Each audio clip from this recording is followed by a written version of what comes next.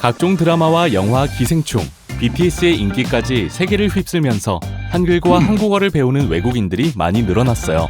한글과 한국어를 배울 때 외국인들이 입을 모아 하소연을 하는 부분이 있는데요. 바로 한글은 금방 배우지만 한국어는 공부할수록 어렵다는 거예요.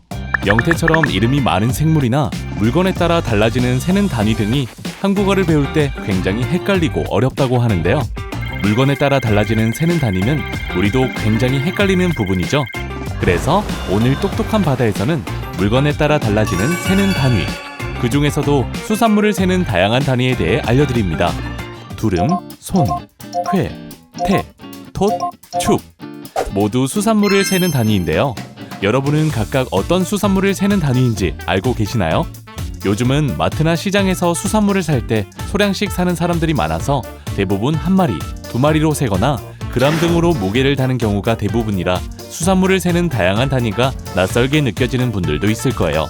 하지만 유통량이 많은 도매시장이나 재래시장 등에서는 여전히 두름이나 톳, 축 등의 단위를 많이 사용하는데요. 지금부터 각각 어떤 수산물을 어떻게 세는 단위인지 똑똑한 바다와 함께 알아볼까요? 먼저 봄철에 많이 나는 두릅과 헷갈리기 쉬운 두름에 대해 알아볼게요.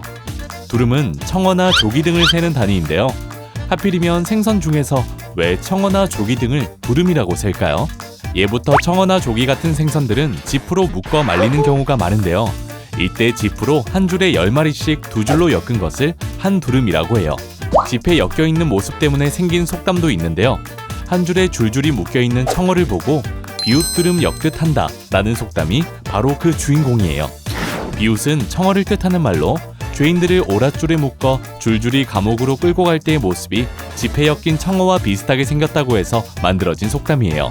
참고로 두름은 고사리나 취나물 같은 산나물을 셀 때도 쓰는데요. 산나물의 경우는 손으로 잡아 10주먹 정도 되는 분량을 한 두름이라고 해요. 두름이 지폐에 묶인 청어나 조기를 세는 단위라면 다른 생선들을 세는 단위는 어떤 게 있을까요? 바로 손이라는 단위를 가장 많이 사용하는데요. 손은 한 손에 잡을 만한 분량을 뜻하는 단위로 조기나 고등어 등의 생선을 셀 때는 큰 것 하나와 작은 것 하나를 합친 것을 말하며 요즘은 크기와 상관없이 고등어 2마리를 이르는 말로 많이 쓰이고 있어요. 재미있는 것은 손도 두름과 마찬가지로 생선 외 채소를 셀 때도 사용되는데요. 미나리나 파 등의 한 줌 분량을 한 손이라 불러요. 이름이 가장 많은 생선인 명태는 형태에 따라 세는 단위도 다른데요. 먼저 나무 꼬챙이에 꿰어 말린 명태 20마리를 한 태라고 부르고요. 명태를 완전히 건조시킨 북어 20마리는 태 대신 한 쾌라고 부르는데 일부 지방에서는 쾌 대신 홀이라고 하기도 해요. 오징어와 낙지도 20마리씩 부르는 단위가 있는데요. 먼저 오징어 20마리를 한 묶음으로 묶어서 부를 때는 한 축이라고 해요. 참고로 예전에는 종이를 셀 때도 축이란 명칭을 사용했는데요. 그래서 과거를 볼 때 답안을 묶어 세던 단위로도 축을 사용했는데 오징어와 달리 답안지 10장을 묶어 한 축이라고 했어요. 그러면 낙지 20마리는 어떻게 부를까요? 낙지의 경우에는 20마리 한 묶음을 한 코라고 불러요. 지금은 모두 몇 마리라고 부르지만 예전에는 20마리로 양은 같아도 생선에 따라 명칭이 모두 달라서 조금 헷갈렸을 것 같기도 해요. 그렇다면 김처럼 마리로 셀 수 없는 수산물은 예전엔 어떤 단위로 세웠을까요?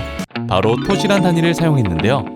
톳이라고 하면 독특한 식감이 매력인 해조류인 톳을 떠올리는 분들이 많으시겠지만 김을 셀 때도 톳이란 용어를 써요. 예전에는 지금처럼 김을 한 끼에 먹을 정도로 작게 잘라 소량 포장해서 팔지 않고 김발 사이즈 그대로 100장씩 나눠 팔았는데요. 이때 김 100장을 한 톳이라고 불렀어요. 지금도 도시락김 사이즈가 아닌 전장김을 팔 때 100장씩 묶여있으면 한 톳이라 부르는데요. 일부 지역에서는 100장이 아닌 40장을 한 묶음으로 묶어 한 톳이라고 하기도 하고 톳 대신 속이라고 부르는 지역도 있어요. 그럼 여기서 퀴즈를 하나 내볼게요. 고등어 2손, 오징어 한 축, 조기 한 두름, 북어 2쾌 중에서 마리수가 가장 많은 건 무엇일까요? 고등어 2손은 4마리, 오징어 한 축은 20마리, 조기 한 두름도 20마리, 마지막으로 북어 2쾌는 40마리로 정답은 북어 2쾌입니다. 알쏭달쏭한 수산물 세는 단위, 이제는 좀 이해되시나요? 해수부는 언제나 여러분의 질문을 기다립니다. 바다에 대한 궁금증을 댓글로 달아주세요. 해수부가 답합니다. 구독과 추천 꾹